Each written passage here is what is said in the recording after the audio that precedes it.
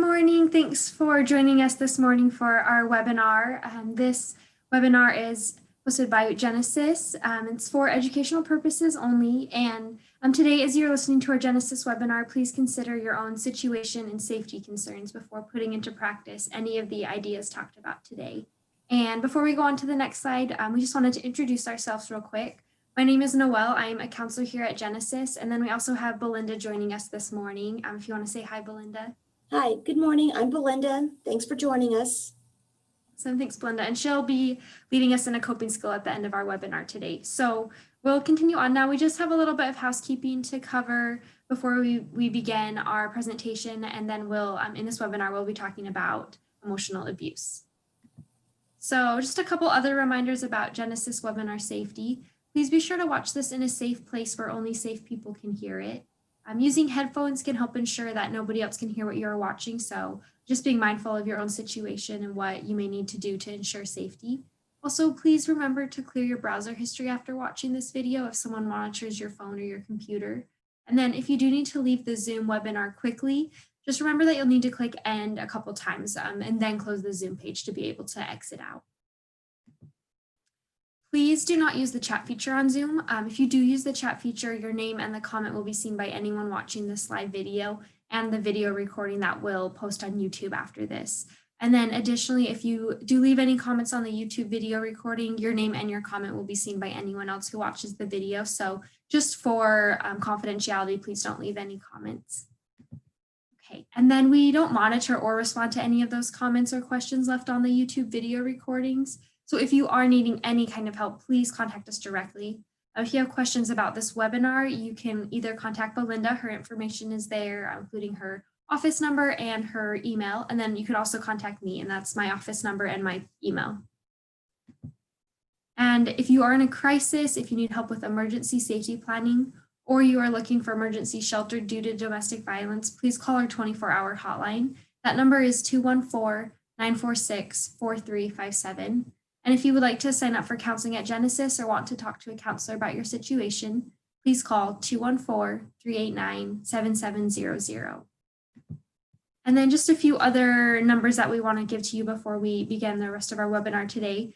So that's our Genesis Women's Shelter and Support Hotline. Again, that number is 214-946-4357.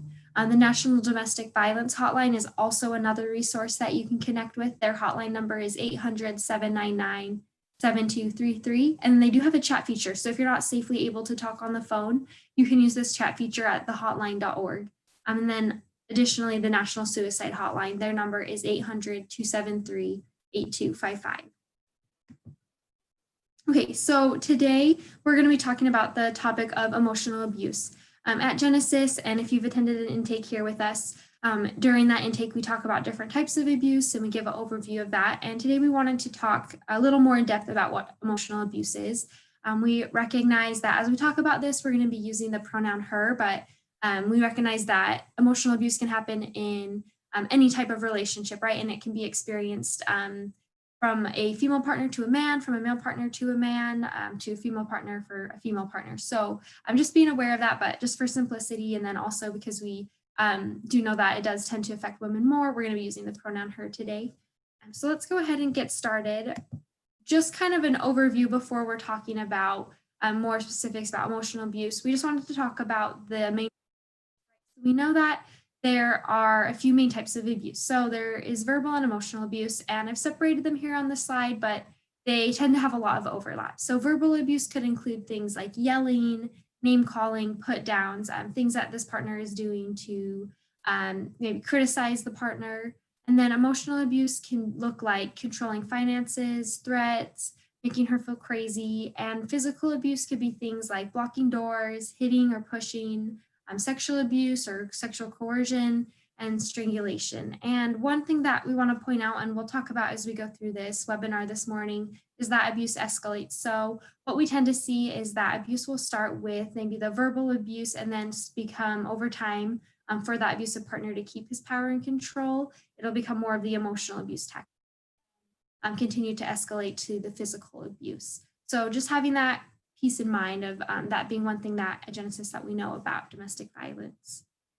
So what is emotional abuse? And this kind of goes back to abuse as a whole, right? Is that emotional abuse is a pattern of behaviors used to obtain power and control over another person. So those behaviors that we listed on the other side, they're within a domestic violence relationship or within an abusive relationship, it's this pattern of behaviors, right? And so emotional abuse can include the verbal, emotional, and psychological abuse that a person may experience from their abusive partner. And again, these behaviors escalate over time. So the emotional abuse at the beginning of the relationship may be a lot less than over the course of time in the relationship. Kind of wanted to point out too that it's not always easy to see red flags or recognize the emotional abuse in the beginning of the relationship. Oftentimes, things that are emotionally abusive may be maybe more difficult to see, or the abusive partner may only have those more minimal things at the beginning. And also just wanting to really emphasize that first bullet point of it being a pattern. So when we're talking about emotional abuse, right, we're talking about a pattern of behaviors that's obtaining power and control. And additionally, for the person experiencing that emotional abuse, thinking about how they're feeling while experiencing this. So they are feeling feelings of fear, of confusion in the relationship. They're scared of their partner, of what he might do. Additionally, they might be feeling a lack of self-esteem, maybe a sense of worthlessness, or experiencing symptoms like anxiety and depression, or other trauma symptoms. And so when these, those feelings and these signs are present, that's when we can recognize that this relationship may be emotionally abusive. So some common signs of emotional abuse in a relationship that we wanted to cover. There can be a lot more than this. This is by all means not inclusive, but these are some common ones that we hear women talk about or bring up that they've experienced in their relationship. So one sign of emotional abuse in a relationship could be constant criticism. This could be him telling her that she never does anything right, that she isn't good enough. It could be him maybe swearing or cussing at her. It could be him using put downs directly related to things that he know will hurt her most. Another sign could be gaslighting, and we're going to talk about this one a little more because we do see this occur, and this is a very powerful form of emotional abuse. This is making her doing things that will make her question her sanity, or making her feel like maybe she's crazy or she just doesn't know what's going on. So again, that one can be really powerful. And we'll talk more about that on the next slide. Emotional abuse can also look like extreme jealousy. So that can be him isolating her from loved ones. Maybe he's not letting her join her coworkers for an evening out for drinks because he is too jealous of maybe her male coworkers, or maybe something else. I'm thinking too of that extreme jealousy, right, is rooted again in that power and control. He wants to have power and control over her. And so anything that would allow her to have any power or would diminish his power and control, he is going to be jealous of or not like. And the isolation too could, involve moving her somewhere where she doesn't have any support. It could also be, the isolation could include too emotional abuse, like maybe he is making up things that he's saying that her family members are saying about her, or other tactics to make her be isolated from them. Emotional abuse could also look like him preventing her from making her own decisions. So this could look like a lot of different things too, right? But it could be him, not allowing her to return to school. It could be him making her ask him before she goes anywhere with the kids or does anything. It can be a whole lot of different things. And that can kind of go into this next one. So emotional abuse can also definitely look like the financial abuse. And we know financial abuse is so prevalent in abusive relationships. So this could be him controlling the finances. He is the only one with access to the bank accounts. He's not letting her work, or he's letting her work, but he is taking her money and using it how he wants to. Or maybe he is spending it on things that they don't need so that they don't have the resources for their family. It could also be him just saying that he's the one that makes all of the decisions about money. I wanted to add in here, part of the emotional abuse could be him also saying, it's the man's decision to make these kind of decisions, or maybe using like cultural things or societal things to kind of add to the emotional abuse. Could also be him telling her that she's a bad parent or threatening to take the children. So anything around parenting and children, we do see really commonly as part of the emotional abuse. And so, he could be also, as he's threatening to take the children, he could also be telling the children, your mom's not a good mom. Maybe he could be telling them, your mom just doesn't know how to take care of you best, or kind of trying to get the children to take his side. That's really common. We see that a lot. Emotional abuse can also look like pressuring her to do things she doesn't want to do. So maybe that is drugs or alcohol. Maybe he's pressuring her to do something else that she doesn't feel safe to do, or coercing her into sex or something else like that. Emotional abuse too can begin to blur in with physical abuse, right? Of destroying her property or making threats to hurt the children or to hurt the pets. And then additionally, that control, right? Control is such a big part of the abuse. So controlling where she goes, what she sees, or what she does, that is also a big part of the emotional abuse. And then minimizing the abuse or saying it's her fault. That also can be part of it. And that can go a little bit back to the gaslighting, but that could look like him saying, it wasn't so bad, or, we're fine, things are fine, you're making a big deal. Or maybe he's saying, well, if you didn't do this, then I wouldn't have done this. So making her feel like it's her fault, making her really question, is she maybe overreacting? And this may make her have a lot of feelings of confusion. And then the last bullet point on here is pointing out the humiliation or making her feel guilty. So maybe humiliating her by maybe making a scene in front of the children, or doing something in public that's going to embarrass her, or making her feel guilty by maybe he's kind of playing like a victim role, or telling her, oh, you're just making me feel so bad because of what you're doing or what you didn't do, all of these things. So those are some of the common signs. Let's go to the next slide. So we're going to talk a little bit more about gaslighting and what gaslighting is. And you can see on this right side here, we have this comic that just explains some examples of what gaslighting could look like. So you're welcome to read that as we talk about it. But we know that gaslighting is an extremely effective form of emotional abuse, and it causes, we're using the word victim here to kind of differentiate between abusive partner and victim, but it causes that victim of the gaslighting to question their own sanity, feelings, and instincts, which gives the abusive partner a lot of power. Because again, he's wanting that power and control in the relationship. If he can make her question, her sanity or how she's feeling, or her own instincts, right? Maybe her motherly instincts or just her own gut feelings. This gives him a lot of power, because over time, what's going to happen is she's going to need to rely on him for that sense of reality.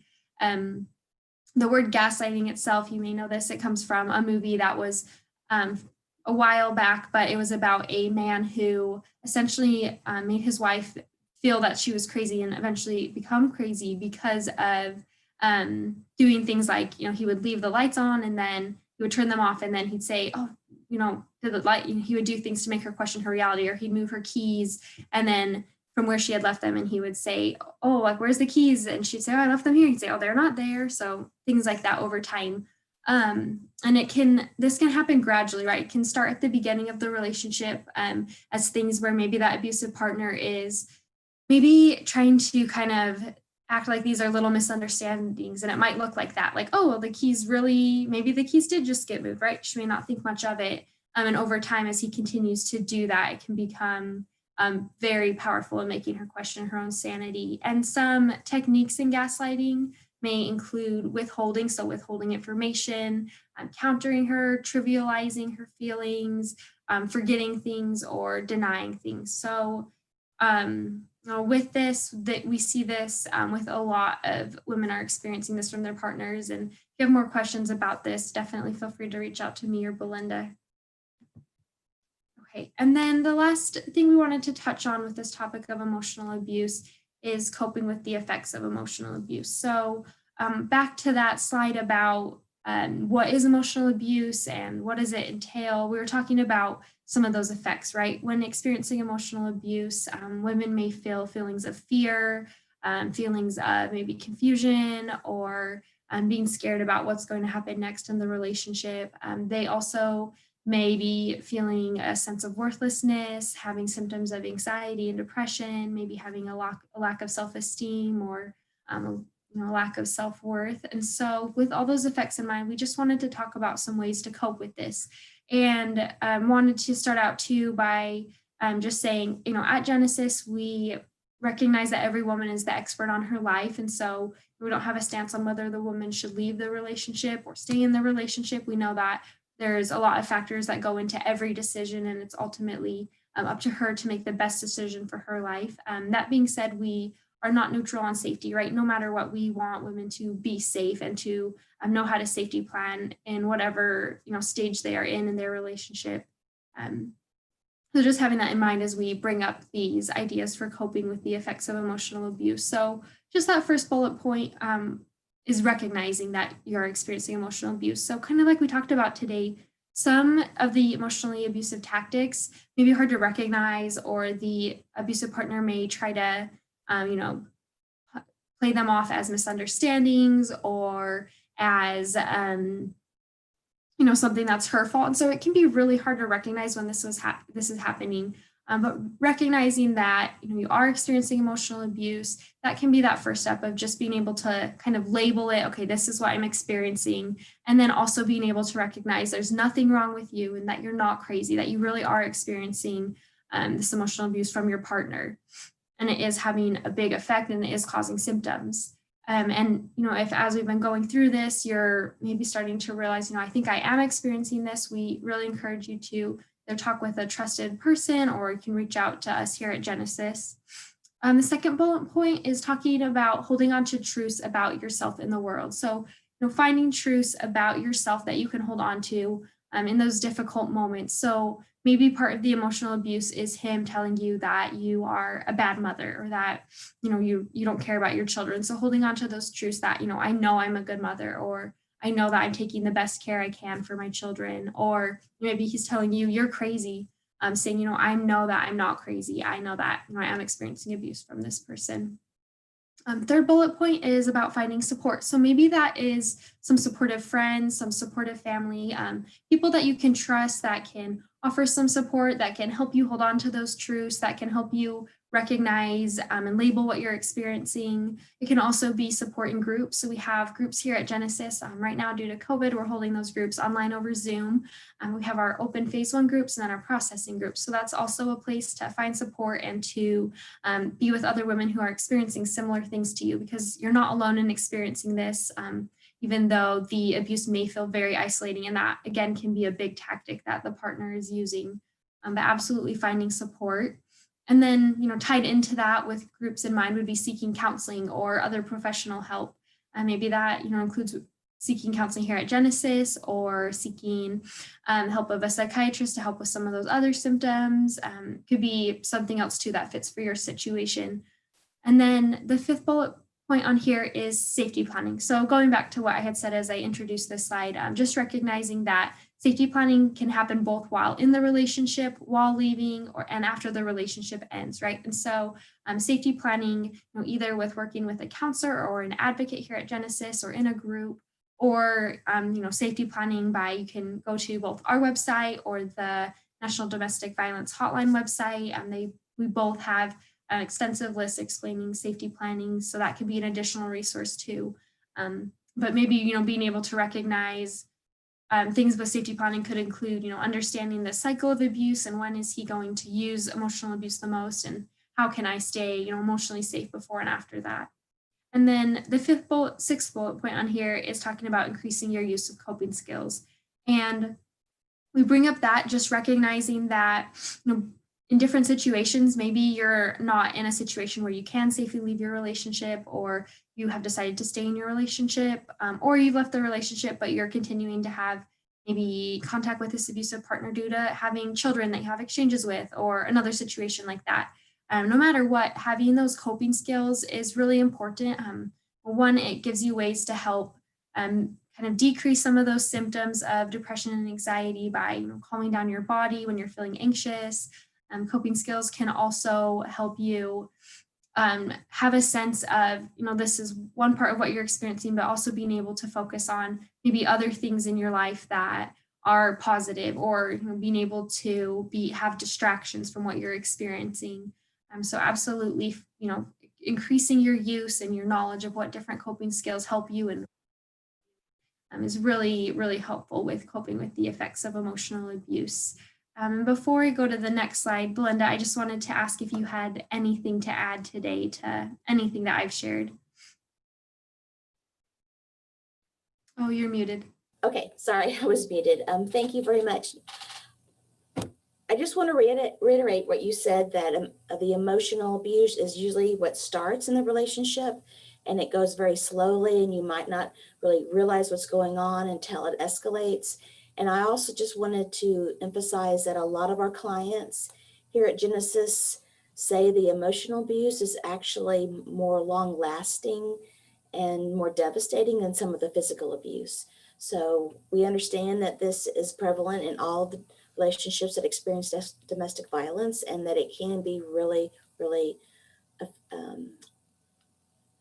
negative and affect your self-esteem and affect your general sense of well-being. And that's why we want to encourage you to seek support, encourage you to learn coping skills, and just to kind of stay.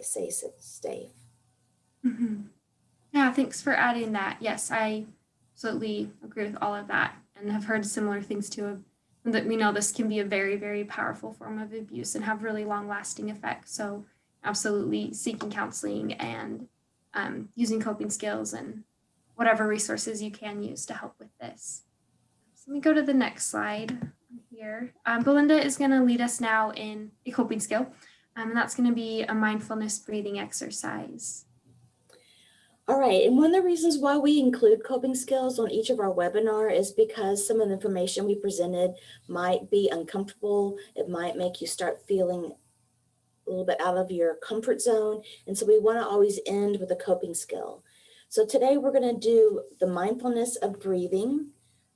So I want everyone to make sure they're seated comfortably, either on a chair or on a bed or somewhere that you can have your feet flat on the floor or feel your legs connected to the ground. And I want you to either close your eyes or have your eyes half closed. And I want you to, when you're sitting, to make sure your back is straight and that your neck and your head are well supported by your sitting position and your back. So the back should be in alignment and relaxed, but not ramrod straight. So I want everybody to take a few moments to feel into your body and allow any tension to be released. So feel into your body and allow any tension to be released. We'll just take a moment.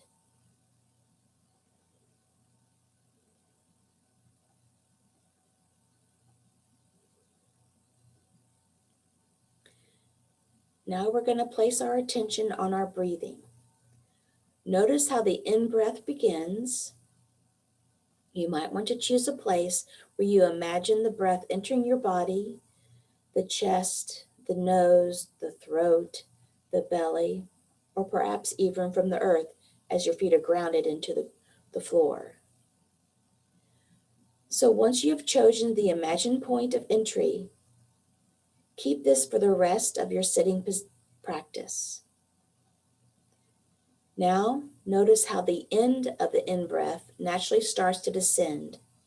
Follow the breath down with your attention until it reaches the depth of your belly. There is a moment when it appears there is no breath, a point of stillness and space. Then, of its own accord, without our having to do anything, the breath rises once again on the in-breath, and the cycle begins again. So just notice the in-breath, how it travels down to your belly, the moment of stillness and space, the out-breath, and the beginning of a new breath cycle. We'll do that for a few moments.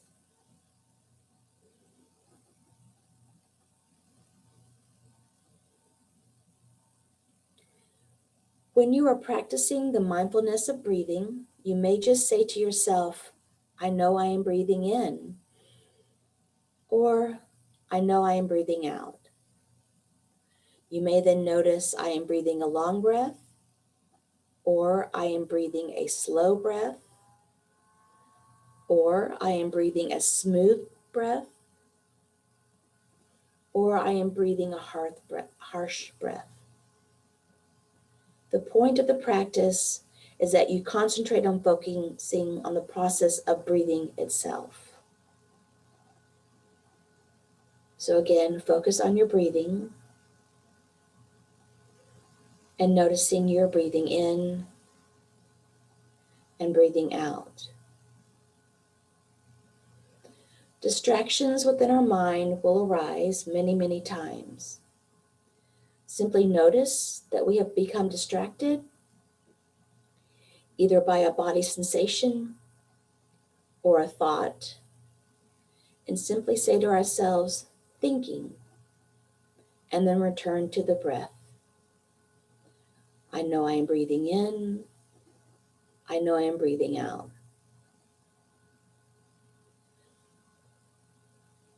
I know I'm breathing in. I know I'm breathing out.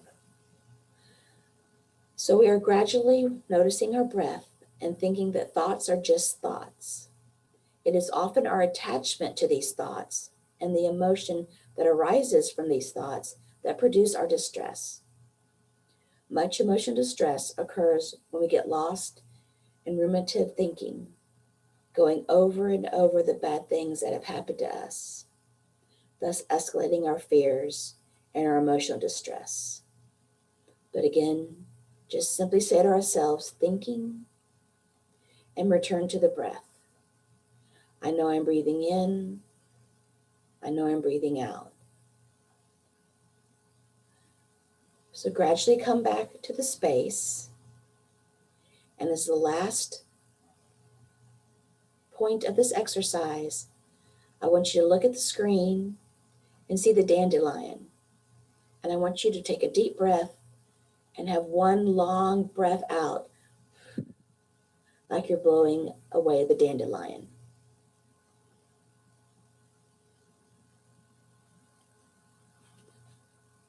Okay, that's it for the mindfulness of breathing.